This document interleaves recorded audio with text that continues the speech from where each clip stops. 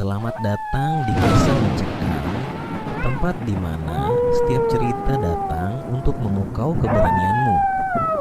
Di sini, kita akan menyelami kisah-kisah horor yang tak hanya menakutkan, tapi juga penuh misteri dan keanehan yang sulit dijelaskan.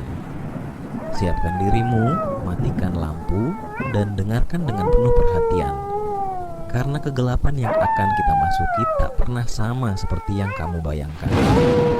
Jangan lupa, jika kamu suka dengan cerita yang membuat jantung berdebar dan bulu kuduk merinding, tekan tombol berlangganan dan ikuti perjalanan horormu bersama kami. Terima kasih. Malam itu, hujan turun deras, menenggelamkan jalanan dalam gemerlap cahaya lampu dan genangan air.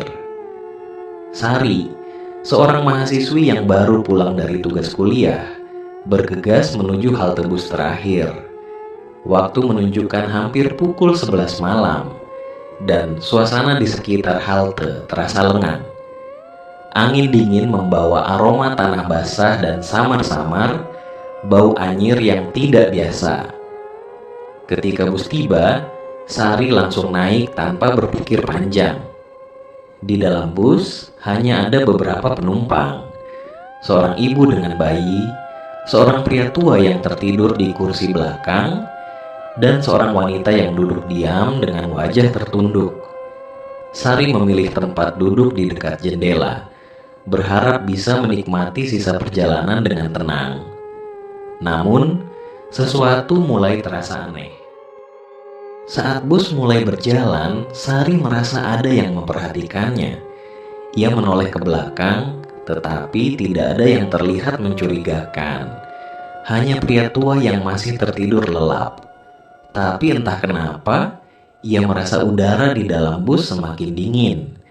Pandangannya beralih ke wanita yang duduk tidak jauh darinya. Wanita itu mengenakan pakaian putih yang tampak lusuh, dan rambut panjangnya menutupi sebagian besar wajahnya. Sari, jangan terlalu dipikirkan. Mungkin cuma kebetulan, gumamnya pada diri sendiri, mencoba menenangkan rasa cemas. Namun, tiba-tiba suara langkah kaki terdengar dari arah depan bus. Meskipun jalanan bergoyang karena bus melaju kencang. Langkah kaki itu terdengar tidak wajar.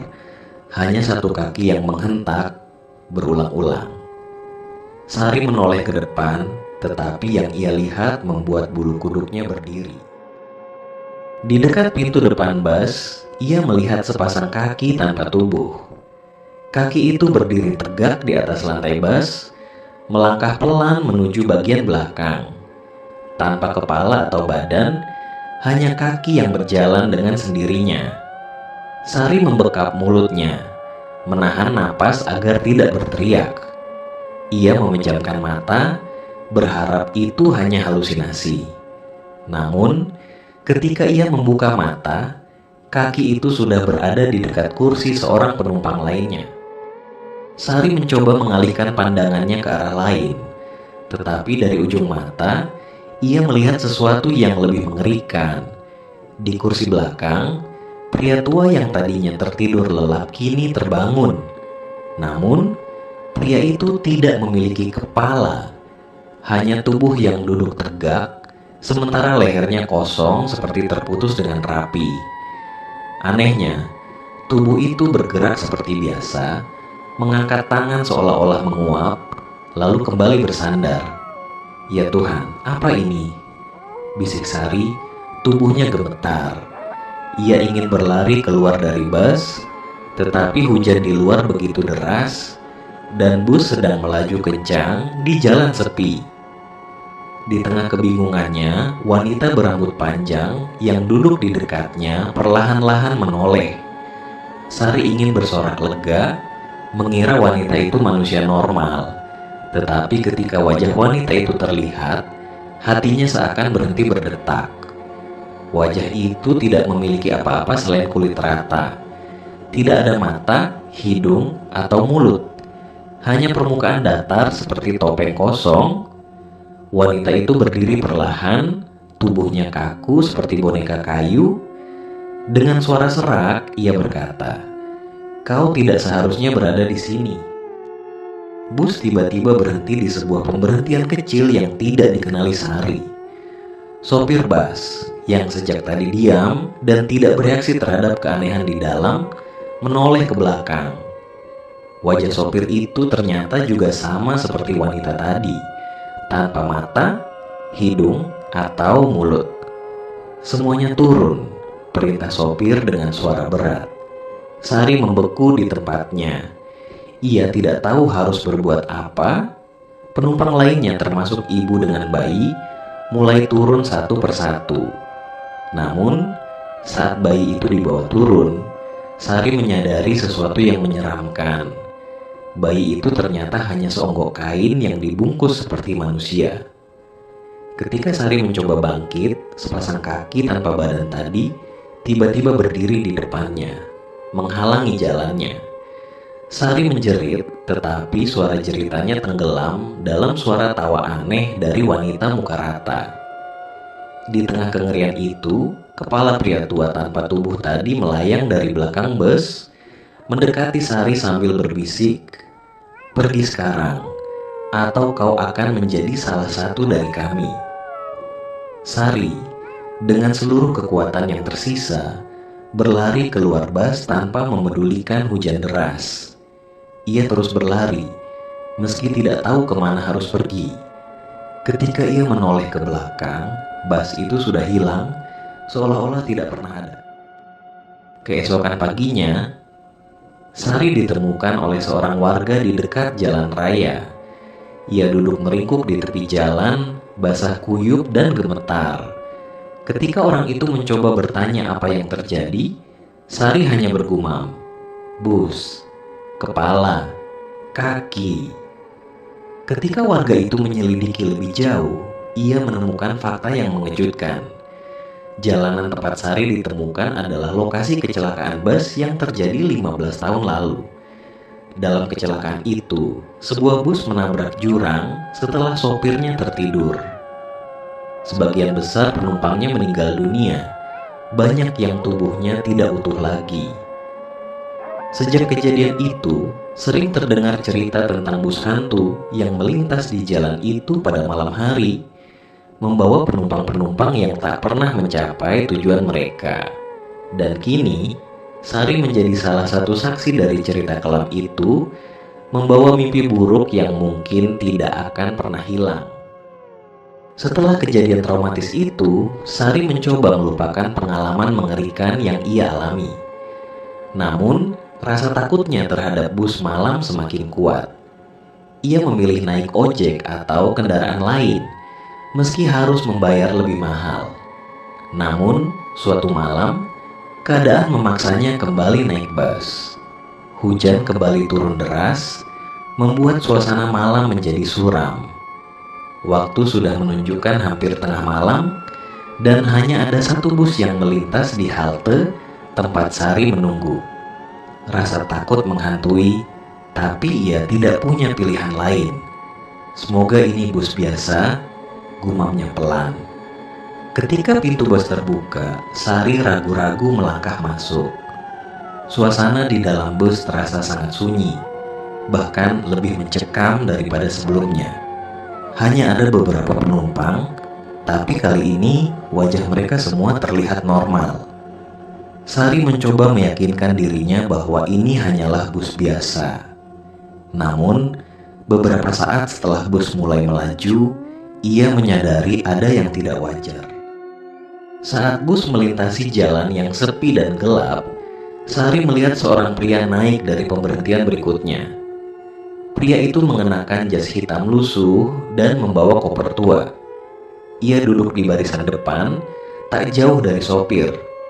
Namun, setelah beberapa menit, pria itu melakukan sesuatu yang aneh.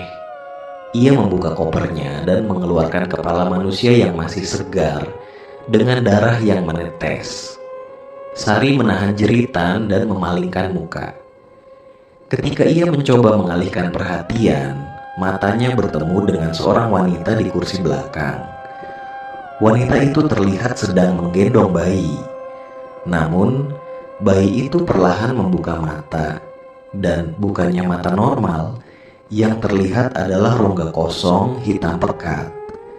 Bayi itu tersenyum dengan deretan gigi tajam yang tidak manusiawi.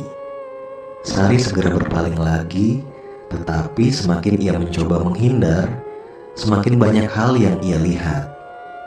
Salah satu penumpang lain, seorang pria tua, tiba-tiba berdiri tanpa kepala. Tubuhnya bergoyang-goyang, lalu jatuh di lorong bus, menyebabkan kepanikan di antara penumpang lain. Tapi anehnya, tidak ada yang benar-benar berteriak. Mereka hanya membisu, seolah-olah sudah terbiasa dengan hal itu. Ketika bus melewati sebuah jembatan tua, Sari mendengar suara tangisan pelan dari arah belakang.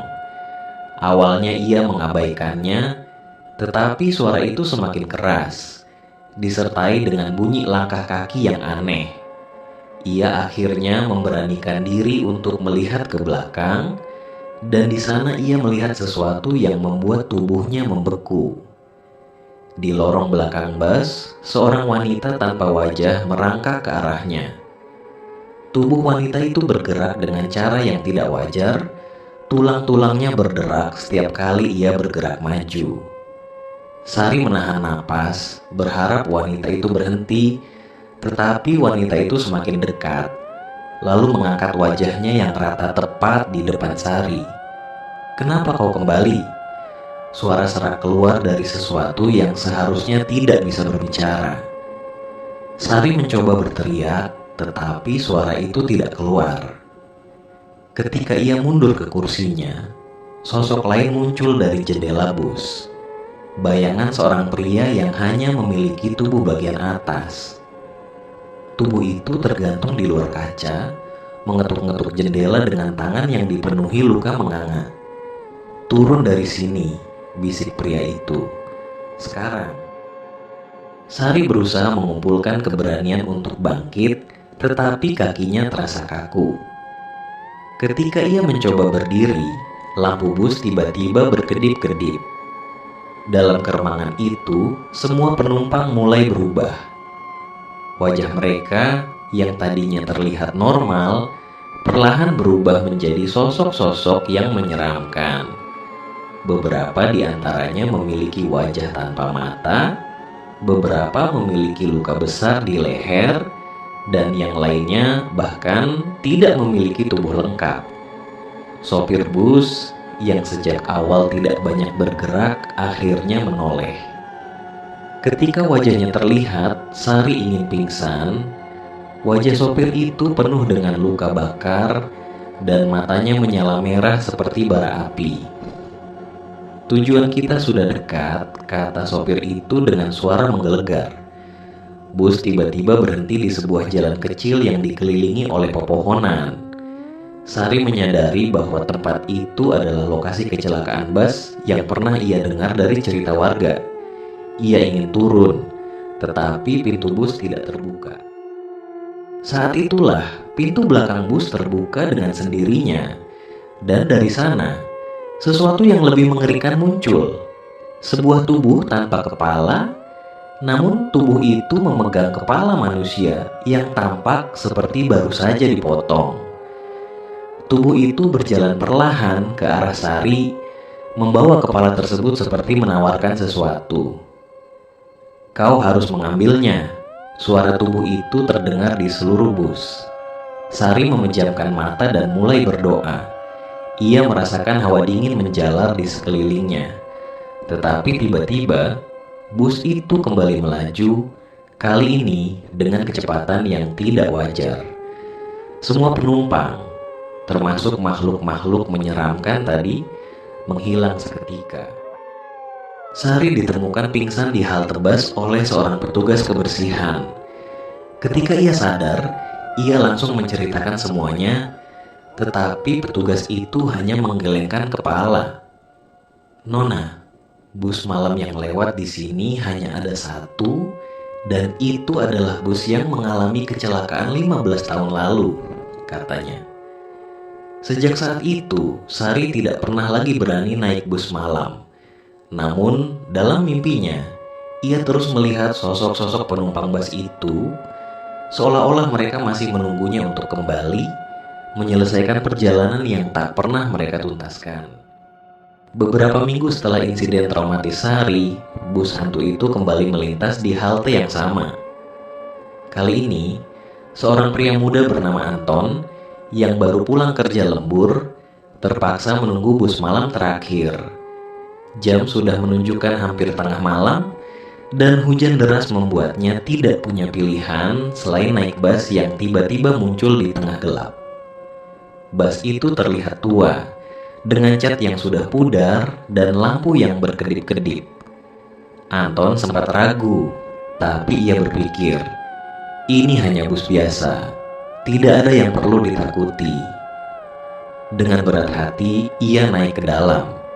Di dalam bus, suasananya sama seperti yang dialami Sari, sunyi dan dingin. Ada beberapa penumpang yang duduk diam, menunduk, dan tidak ada yang berbicara. Anton memilih duduk di bagian tengah, mencoba menikmati perjalanan dengan memejamkan mata.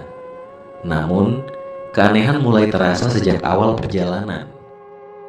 Ketika bus mulai melaju, Anton merasa ada yang memperhatikan. Ia membuka mata dan melihat seorang wanita duduk di seberang lorong. Wanita itu adalah Sari, meski wajahnya terlihat pucat dan matanya tampak kosong. Anton mencoba berbasa-basi. Malam ya mbak, hujan deras ya, beruntung masih ada bus ini. Namun Sari tidak menjawab.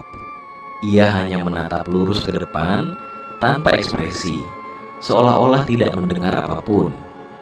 Anton merasa ada yang aneh, tapi ia memutuskan untuk mengabaikannya. Hingga dari sudut matanya, ia melihat sesuatu yang tidak wajar. Bayangan gelap di ujung lorong bus bergerak mendekat dengan pelan. Anton menoleh, dan apa yang dilihatnya membuat darahnya membeku. Sepasang kaki tanpa tubuh melangkah perlahan di lorong. Kaki itu berjalan menuju bagian belakang bus, sementara suara tawa kecil terdengar samar. Anton mencoba menenangkan dirinya. Ini hanya halusinasi karena capek, pikirnya. Tapi, semakin lama, suasana di dalam bus menjadi semakin mencekam. Lampu bus berkedip-kedip dan ia mulai menyadari bahwa beberapa penumpang yang tadinya diam kini berubah. Wajah mereka perlahan memudar menjadi rata, tanpa mata, hidung, atau mulut. Salah satu penumpang bahkan mulai kehilangan tubuhnya, hanya menyisakan kepala yang melayang di udara. Di tengah rasa takutnya, Anton melihat Sari akhirnya menoleh ke arahnya. Tapi wajah Sari tidak seperti yang ia lihat tadi. Kini wajahnya penuh luka dan darah, seperti seseorang yang baru saja mengalami kecelakaan mengerikan. Turun dari bus ini, sebelum terlambat, bisik Sari dengan suara parau. Anton ingin berlari, tetapi bus terus melaju kencang dan pintunya terkunci rapat. Dari kursi belakang, suara langkah berat terdengar. Ketika Anton menoleh, ia melihat tubuh tanpa kepala berjalan ke arahnya, membawa sebuah kepala dengan ekspresi mengerikan. Sari mencoba memberi peringatan lagi. Mereka tidak akan membiarkanmu pergi, sama seperti aku. Anton akhirnya sadar bahwa Sari bukan penumpang biasa. Ia adalah salah satu korban yang terjebak di dalam bus ini, sama seperti penumpang lainnya. Ia berusaha menggedor-gedor pintu bus, tapi sia-sia. Bayangan gelap mulai mendekatinya. Suara-suara aneh memenuhi bus, dan tubuhnya terasa semakin berat. Tiba-tiba, bus berhenti mendadak di tengah jalan gelap yang dikelilingi pepohonan. Semua penumpang berdiri serempak, menoleh ke arah Anton. Wajah-wajah mereka kini benar-benar menyeramkan, tanpa mata, luka-luka menganga, dan beberapa bahkan tidak memiliki tubuh utuh. Sopir bus yang sejak tadi tidak bergerak akhirnya menoleh. Wajahnya seperti terbakar dengan senyuman lebar yang tidak alami. "Selamat datang, penumpang baru," katanya. Anton menjerit tetapi suaranya tenggelam dalam tawa para penumpang. Dalam kegelapan, bayangan besar menyelimuti tubuh Anton. Tidak ada yang tahu apa yang terjadi setelah itu. Keesokan paginya, seorang warga menemukan sepatu Anton di tepi jalan, tidak jauh dari lokasi kecelakaan bus 15 tahun lalu. Tubuhnya tidak pernah ditemukan, sama seperti penumpang lain yang pernah menaiki bus itu. Sejak saat itu, bas hantu tersebut terus menghantui jalanan di malam hari, menambah daftar korban baru yang terjebak selamanya di dalamnya, menjadi bagian dari penumpang tanpa tujuan. Dan Sari kini bukan lagi penumpang yang mencari jalan keluar, tetapi salah satu roh yang memperingatkan korban berikutnya sebelum terlambat. Sari adalah mahasiswi biasa yang menjalani hari-harinya seperti orang lain. Namun, hidupnya berubah pada malam tragis yang membuatnya terjebak dalam kutukan bus hantu. Beberapa bulan sebelum kejadian yang dialami Anton, Sari sering lembur karena tugas kuliahnya yang menumpuk. Suatu malam, ia harus pulang larut dari perpustakaan kampus. Karena tidak ada kendaraan lain, ia memutuskan naik bus malam terakhir yang melintas di halte dekat kampus. Sari tidak tahu bahwa malam itu adalah awal dari akhir hidupnya. Hujan turun dengan deras ketika Sari naik ke bus. Suasana di dalam bus terlihat normal meski agak sepi. Ada beberapa penumpang yang tampak sibuk dengan urusan masing-masing. Sari duduk di kursi dekat jendela, menikmati pemandangan hujan sambil berharap cepat sampai di rumah. Namun, setelah beberapa menit perjalanan, bus mulai terasa aneh.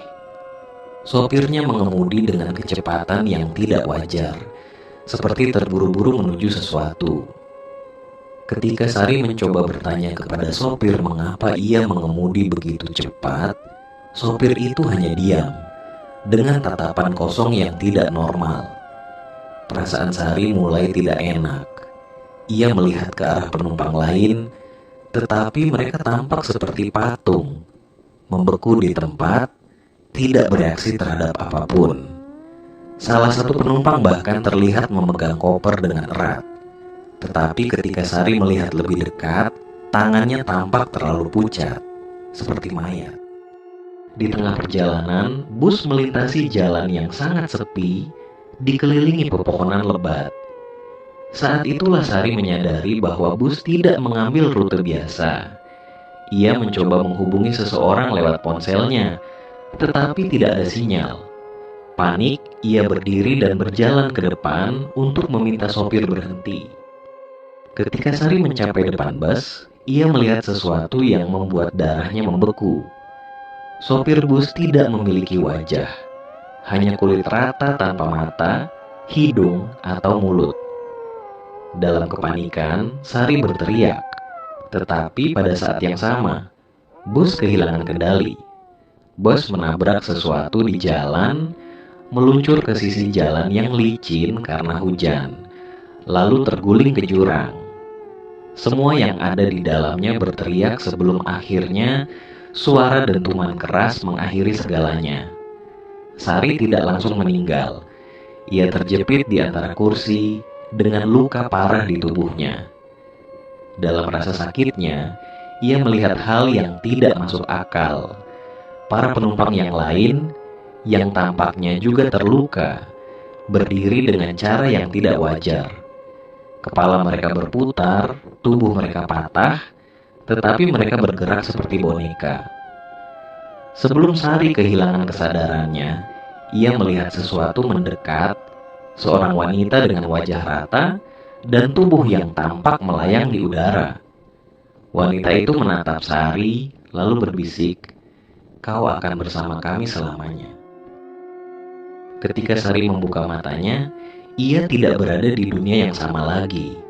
Ia masih di dalam bus, tetapi kali ini suasananya berbeda.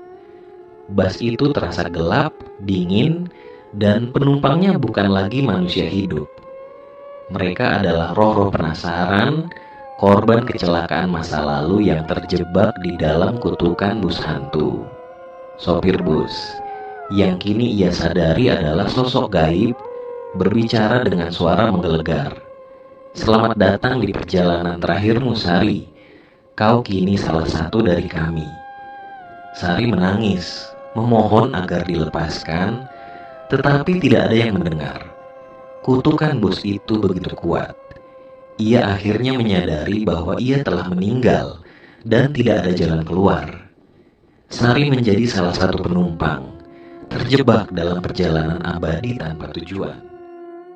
Setelah menjadi bagian dari bus hantu, Sari mencoba memahami kutukan yang menahannya. Ia mendengar cerita dari penumpang lain bahwa bus itu adalah tempat pengumpulan roh-roh yang mati dalam kecelakaan tragis.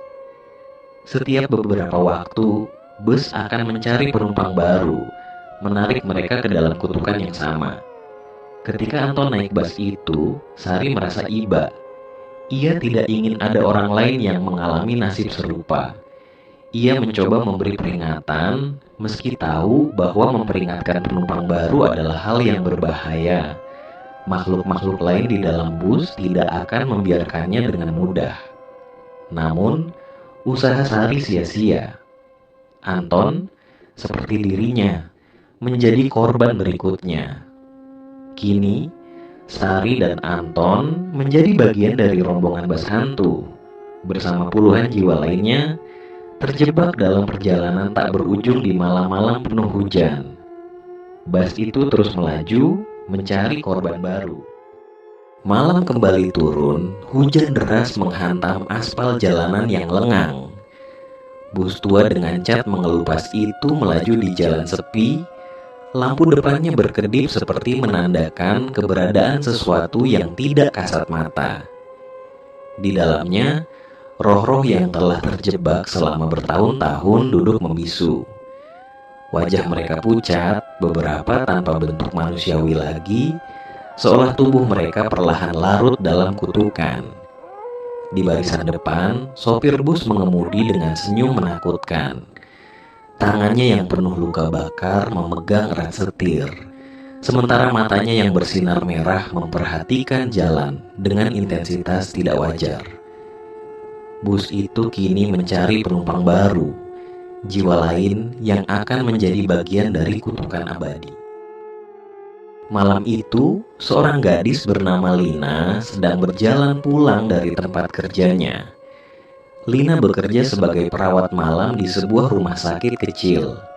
Karena lembur, ia tidak menyadari waktu telah menunjukkan tengah malam.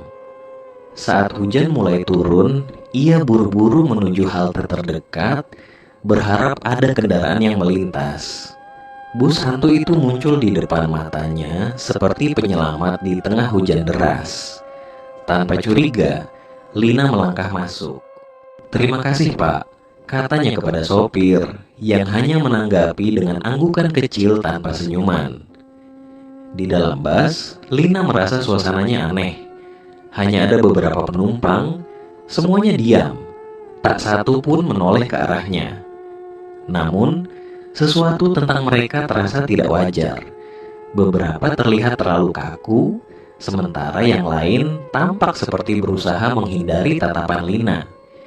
Ia mencoba duduk dan memejamkan mata, tapi hawa dingin menusuk kulitnya, dan perasaan aneh mulai merayapi pikirannya. Ketika bus mulai melaju, Lina mendengar suara aneh, seperti bisikan. Awalnya ia mengira itu berasal dari penumpang lain, tetapi suara itu terdengar seperti berasal dari semua arah. Ia membuka matanya dan melihat seorang pria di kursi depan memegang sesuatu. Itu adalah koper tua yang terbuka. Di dalam koper itu terlihat tangan manusia yang sepertinya masih segar, dengan darah menetes perlahan ke lantai.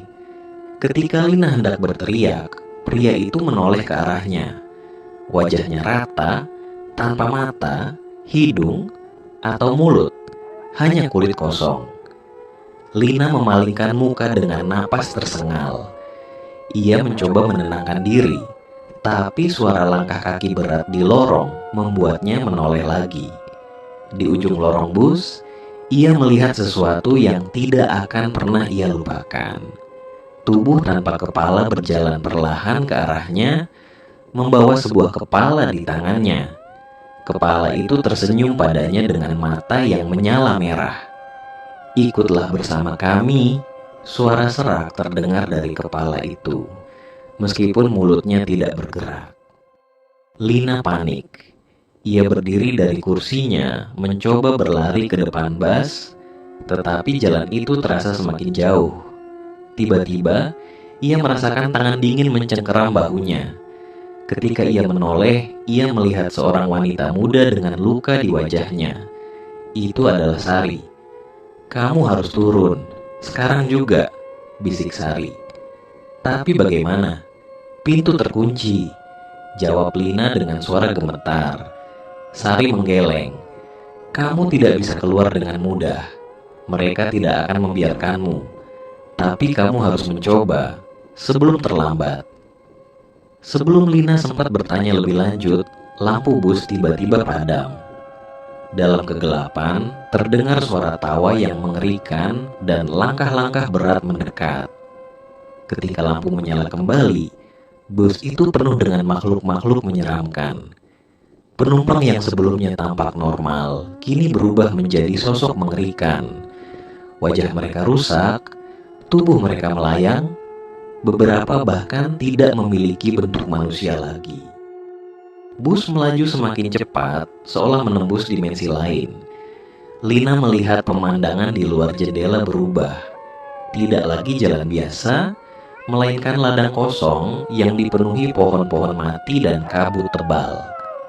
Di dalam bus, roh-roh mulai bergerak mendekatinya, mengelilinginya seperti kawanan pemangsa. "Kamu akan menjadi salah satu dari kami," kata suara sopir bus dengan nada mengerikan. Lina mencoba melawan. Ia memukul pintu dengan seluruh tenaganya, berteriak meminta tolong, tetapi suaranya seolah terhisap oleh kegelapan. Sari muncul kembali di depannya, mencoba membantunya, tetapi roh-roh lain menarik Sari ke belakang, menghentikan usahanya. "Kamu tidak bisa melawan mereka. Lompatlah sebelum bus berhenti," teriak Sari. Lina memandang jendela dengan putus asa. Dengan seluruh keberaniannya, ia memecahkan kaca dan melompat keluar dari bus yang melaju kencang. Ia merasa tubuhnya melayang dalam kegelapan sebelum akhirnya menghantam tanah keras. Ketika Lina sadar, ia sudah berada di tepi jalan. Tubuhnya penuh luka, tetapi masih hidup. Ia menoleh, tetapi bus hantu itu sudah tidak terlihat. Namun, bisikan samar masih terdengar di telinganya, dan bayangan wajah-wajah menyeramkan itu terus menghantui pikirannya. Sari, bersama roh-roh lain, tetap terjebak di dalam bus itu, menjalani perjalanan abadi mencari korban berikutnya. Bus itu masih melintas di malam hari, terutama di halte-halte sepi, menunggu penumpang baru yang naas. Dan Lina, meski ia selamat, ia tahu bahwa bus itu tidak akan pernah melupakan dirinya. Beberapa hari setelah Lina melarikan diri dari bus hantu, hidupnya tidak pernah kembali normal. Setiap malam, ia bermimpi buruk tentang wajah-wajah menyeramkan, tubuh tanpa kepala, dan bisikan-bisikan menakutkan yang seolah memanggilnya kembali. Ia juga merasa sering diikuti bayangan gelap saat berjalan sendirian. Lina tahu bahwa ia belum benar-benar lepas dari kutukan bus itu. Ia mulai mencari informasi tentang bus hantu tersebut, berharap menemukan cara untuk menghentikan terornya. Setelah berhari-hari bertanya pada orang-orang dan mencari di internet, Lina mendengar cerita tentang kecelakaan tragis yang terjadi 20 tahun lalu. Bus itu dulunya adalah bus angkutan malam yang melayani rute jauh di pinggiran kota. Pada malam kejadian, bus itu mengalami kecelakaan parah saat melaju di jalanan licin karena hujan deras. Sopir bus yang diduga mengemudi dalam kondisi mabuk kehilangan kendali sehingga bus terguling ke jurang. Namun, kecelakaan itu ternyata tidak hanya karena kelalaian manusia. Ada rumor bahwa salah satu penumpang membawa benda terkutuk, sebuah jimat pesugihan yang memanggil kekuatan gelap untuk mendapatkan kekayaan. Jimat itu konon menyebabkan kecelakaan tersebut. Semua penumpang tewas di tempat, termasuk sopir, tetapi arwah mereka tidak pernah tenang. Mereka terjebak dalam dimensi lain, menjadi penghuni bus yang terus melaju, mencari korban baru untuk menggantikan mereka. Setiap orang yang naik bus itu tanpa sengaja menjadi bagian dari kutukan. Lina mendengar dari seorang paranormal tua bernama Bu Mirah bahwa satu-satunya cara menghentikan kutukan bus hantu adalah dengan menghancurkan jimat pesugihan yang masih ada di dalam bus. Bu Mirah memperingatkan Lina bahwa hal ini sangat berbahaya. Untuk menghancurkan jimat itu, Lina harus naik ke dalam bus sekali lagi dan melawan arwah-arwah di sana. Jika kau gagal, kau akan menjadi bagian dari mereka, kata Bu Mirah dengan nada tegas. Meskipun takut, Lina merasa ia tidak punya pilihan lain. Jika ia tidak menghentikan kutukan ini, lebih banyak orang akan menjadi korban. Malam itu, Lina kembali ke halte tempat ia pertama kali naik bus hantu. Seperti yang diduganya, bus itu muncul lagi, tepat pada tengah malam. Kali ini, Lina sudah siap. Ia membawa segenggam garam suci dan mantra pelindung yang diberikan oleh Bu Mirah. Ketika ia melangkah masuk, suasana bus tidak jauh berbeda dari sebelumnya. Penumpang duduk diam, udara dingin menusuk, dan sopir dengan wajah mengerikan mengemudi dalam keheningan. Namun, kali ini, Lina tahu ia harus bertindak cepat. Ia mencari koper tua yang diduga menyimpan jimat pesugihan. Di tengah pencarian, roh-roh di dalam bus mulai menyadari niat Lina. Penumpang yang sebelumnya diam mulai bergerak, menghalangi jalannya. Wajah mereka berubah menjadi lebih menyeramkan, beberapa bahkan mengeluarkan tawa mengerikan.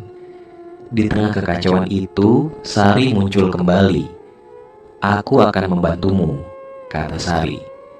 Meski roh, Sari masih memiliki secercah kemanusiaan yang membuatnya ingin melawan kutukan.